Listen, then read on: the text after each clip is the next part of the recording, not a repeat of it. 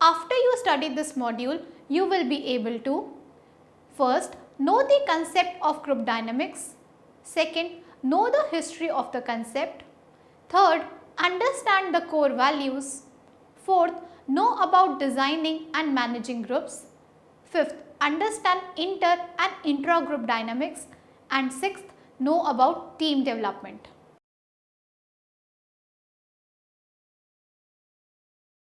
We shall commence this by discussing about group dynamics.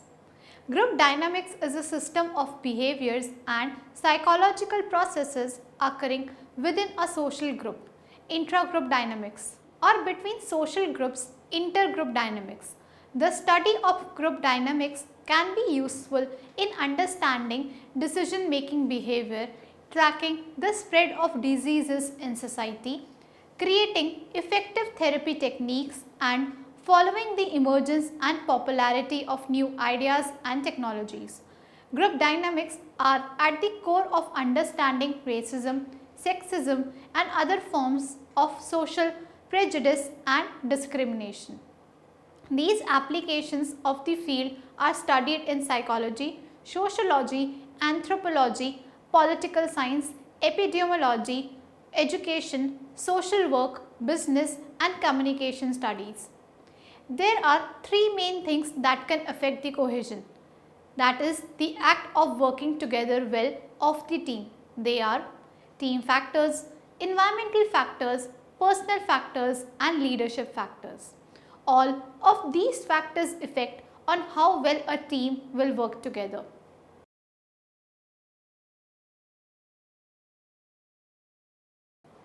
Now we shall know about the history of group dynamics. The history of group dynamics or group processes has a consistent underlying premise: the whole is greater than the sum of its parts. A social group is an entity which has qualities that cannot be understood just by studying the individuals that make up the group. In 1924, Gestalt psychologist Wertheimer identified this fact, stating there are entities where the behavior of the whole cannot be derived from its individual elements nor from the way these elements fit together. Rather, the opposite is true. The properties of any of the parts are determined by the intrinsic structural laws of the whole. As a field of study, group dynamics has roots in both psychology and sociology. Wilhelm Wundt, credited as the founder of experimental psychology, had a particular interest in the psychology of communities, which he believed possessed phenomena, human language, customs, and religion that could not be described through a study of the individual.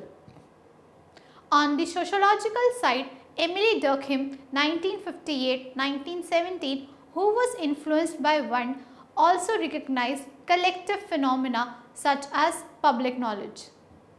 Other key theorists include Gustav Le Bon 1941-1931, who believed that crowds possessed a rational unconscious with primitive, aggressive, and antisocial instincts, and William McDougall, psychologist, who believed in a group mind, which had a distinct existence born from the interaction of individuals.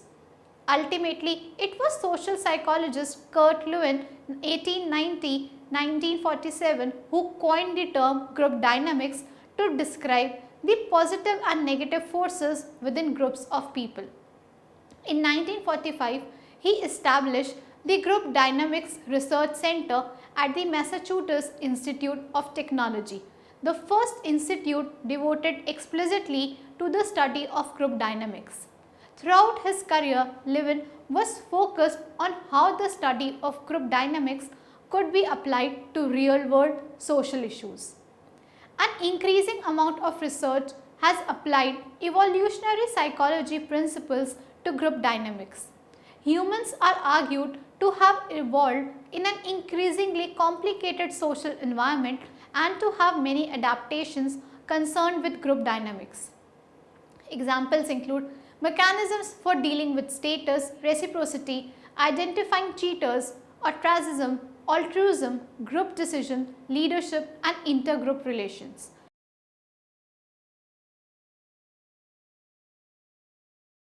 Now moving on to designing and managing groups. Richard Hackman developed a synthetic research-based model for designing and managing work groups.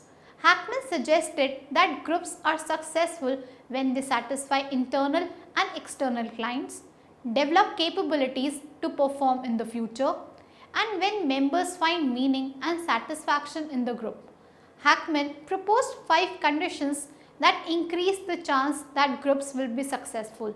These include: first, being a real team, which results from having a shared task, clear boundaries which clarify who is inside or outside of the group, and stability in group membership. Second, compelling direction, which results from a clear, challenging and consequential goal. Third, enabling structure, which results from having tasks which have variety, a group size that is not too large, talented group members who have at least moderate social skill and strong norms that specify appropriate behavior. Fourth, supportive context that occurs in groups nested in larger groups, example companies. In companies, supportive context involves A. Reward systems that reward performance and cooperation. For example, group-based rewards linked to group performance. B. An educational system that develops member skills. C. An information and material system that provides the needed information and raw materials, for example, computers. Fifth, expert coaching, which occurs on the rare occasions when group members feel they need help with tasks or interpersonal issues. Hackman emphasizes that many team leaders are overbearing and undermine group effectiveness.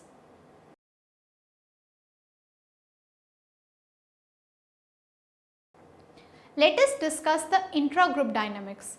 Intra-group dynamics, also referred to as in-group, within-group or commonly just group dynamics, are the underlying processes that give rise to a set of norms, roles, relations and common goals that characterize a particular social group. Examples of group include religious, political, military and environmental groups, sport teams, work groups and therapy groups. Amongst the members of a group, there is a state of interdependence through which the behaviors, attitudes, opinions and experiences of each member are collectively influenced by the other group members. In many fields of research, there is an interest in understanding how group dynamics influence individual behavior, attitudes and opinions. The dynamics of a particular group depend on how one defines the boundaries of the group. Often, there are distinct subgroups within a more broadly defined group.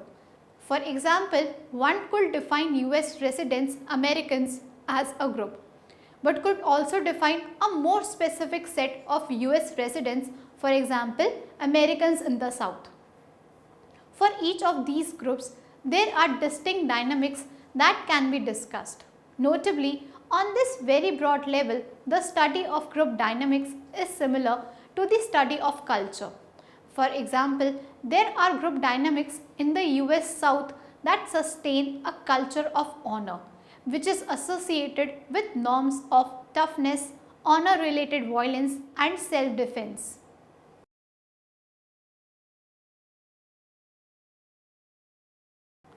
We shall now discuss the group formation. Group formation starts with the psychological bond between individuals. The social cohesion approach suggests that group formation comes out of bonds of interpersonal. In contrast, the social identity approach suggests that a group starts when a collection of individuals perceive that they share some social category: smokers, nurses, students, hockey players, and that interpersonal attraction only secondarily enhances the connection between individuals. Additionally, from the social identity approach, group formation involves both identifying with some individuals and explicitly not identifying with others. So to say, a level of psychological distinctiveness is necessary for group formation. Through interaction, individuals begin to develop group norms, roles and attitude which define the group and are internalized to influence behavior. Emergent groups arise from a relatively spontaneous process of group formation. For example, in response to a natural disaster, an emergent response group may form.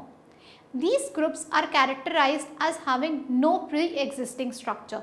For example, group membership, allocated roles or prior experience working together. Yet, these groups still express high levels of interdependence and coordinate knowledge, resources and tasks.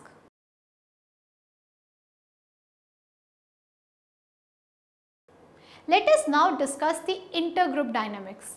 Intergroup dynamics refers to the behavioral and psychological relationship between two or more groups.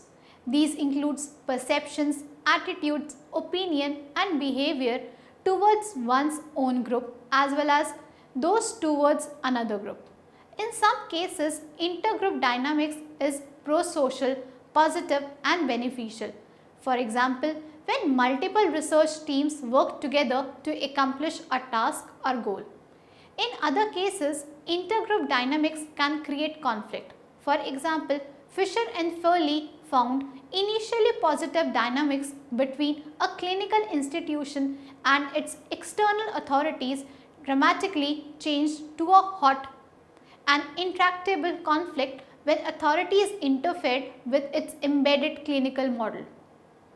Similarly, underlying the 1999 Columbine High School shooting in Littleton, Colorado, United States, intergroup dynamics played a significant role in Eric Harris and Dylan Kellybolt's decision to kill a teacher and 14 students, including themselves.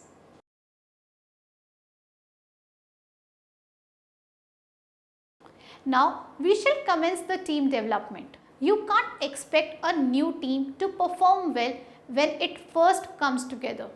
The main model.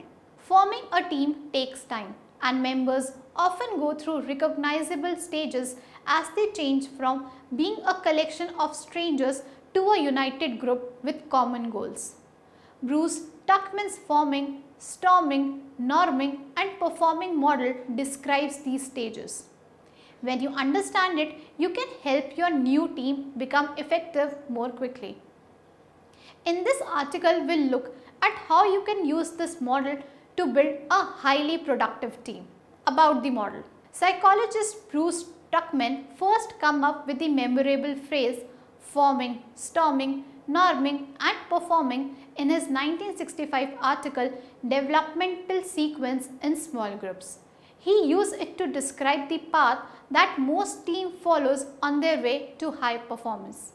Later, he added a fifth stage, adjoining, which is sometimes known as morning.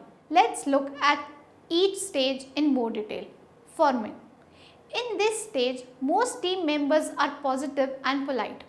Some are anxious as they haven't fully understood what work the team will do. Others are simply excited about the task ahead. As leader, you play a dominant role at this stage because team members' roles and responsibilities aren't clear. These stages can last for some time as people start to work together and they make an effort to get to know their new colleagues. Next, storming. Next, the team moves into the storming phase where people start to push against the boundaries established in the forming stage. This is the stage where many teams fail. Storming often starts where there is a conflict between team members' natural working styles. People may work in different ways for all sorts of reasons, but if differing working styles cause unforeseen problems, they may become frustrated. Storming can also happen in other situations. For example, team members may challenge your authority or jockey for position as their roles are clarified. Or if you haven't defined clearly how the team will work, people may feel overwhelmed by their workload or they could be uncomfortable with the approach you are using. Some may question the worth of the team's goal and they may resist taking on risk. Team members who stick with the task at hand may experience stress, particularly as they don't have the support of established processes or strong relationships with their colleagues. Next is norming. Gradually, the team moves into the norming stage. This is when people start to resolve their differences, appreciate colleagues' strength and respect your authority as a leader. Now that your team members know one another better, they may socialize together and they are able to ask one another for help and provide constructive feedback. People develop a stronger commitment to the team goal and you start to see good progress towards it. There is often a prolonged overlap between storming and norming, because as new tasks come up, the team may lapse back into behavior from the storming stage. Next is performing. The team reaches the performing stage when hard work leads without friction to the achievement of the team's goal. The structures and processes that you have set up support this well. As leader, you can delegate much of your work and you can concentrate on developing team members. It feels easy to be a part of the team at this stage and people who join or leave won't disrupt performance. Next is adjourning. Many teams will reach this stage eventually. For example, project teams exit for only a fixed period and even permanent teams may be disbanded through organizational restructuring. Team members who like routine or who have developed close working relationships with colleagues may find this stage difficult, particularly if their future now looks uncertain. Now, we shall commence the 5 stages of team development. It takes time and effort, but it is worth working through the 5 stages of team development. Bruce Tuckman deemed the 4 main stages of team development in order as forming, storming, norming and performing. Later, as self-managed teams become common in business, he added a 5th stage of adjourning, transforming. Thomas Quick called the 5 stages for teams: searching, defining, identifying, processing and assimilating, reforming. Whatever term is used for the stages, teams will go through all 5 during their developmental and working processes. Stage 1. The first stage is when the team is formed and members meet. They learn what the team opportunities and challenge will be. Individual members may be confused about their role or not understand the need for the team. Members will agree on goals and assign actions for work, often working independently. Ground rules or team guidelines are established. At the start, the team leader may be a member of the group, a supervisor, a manager or a consultant who will facilitate the team building process. Leadership will help the team to define their processes. At this stage, the leader needs to be directive and understand the requirements for team training to move through each stage. Stage 2. During the second stage, individual expression of idea occurs and there is open conflict between members. Members tend to focus on details rather than the issues and compete for influence. Low trust among team members is an evident indicator of this stage. The team needs to select their desired leadership style and decision methodology. The team leader can help by stressing tolerance and patience between members. The leader should guide the team process towards clear goals, defined roles, acceptable team behavior, and a mutual feedback process for team communication. Stage 3. In the third stage, the team develops work habits that support group rules and values. They use established tools and methods, exhibit good behaviors, mutual trust, motivation and open communication increase. Positive teamwork and group focus are apparent. The team relationships grow and individual characteristics are understood and appropriately utilized. The team leader continues to encourage participation and professionalism among the team members. Stage 4. The fourth stage shows high levels of loyalty, participation, motivation and group decision making. Knowledge sharing, cross-training and interdependence increases. Team is self-directing in development of plans and strategy to meet their goals and carry out work. Personal growth and sharing is encouraged throughout membership. The leader becomes a facilitator, aiding the team in communication processes and helping if they revert to a prior stage. Stage 5. For project teams, temporary committee or task forces coming to an end, there will be a finalizing stage as they celebrate and recognize group achievement. Then some mourning over the dissolving of the team relationship and begin planning for the change in individual work requirements. During this stage, leadership needs to emphasize organization gratitude and both team and individual recognition. For continuous work teams, there may be a higher performance level as they develop and transform as individuals and reform into revised teams. It is important to note that continuous work teams may revert to prior stages when new people are added to the team. Time and effort are required to move through the various team development stages. Every team will go through all the stages. However, the timeline of each stage may be different for each team depending on the individual members and their skill levels. The work the team is expected to accomplish and team leadership during each stage.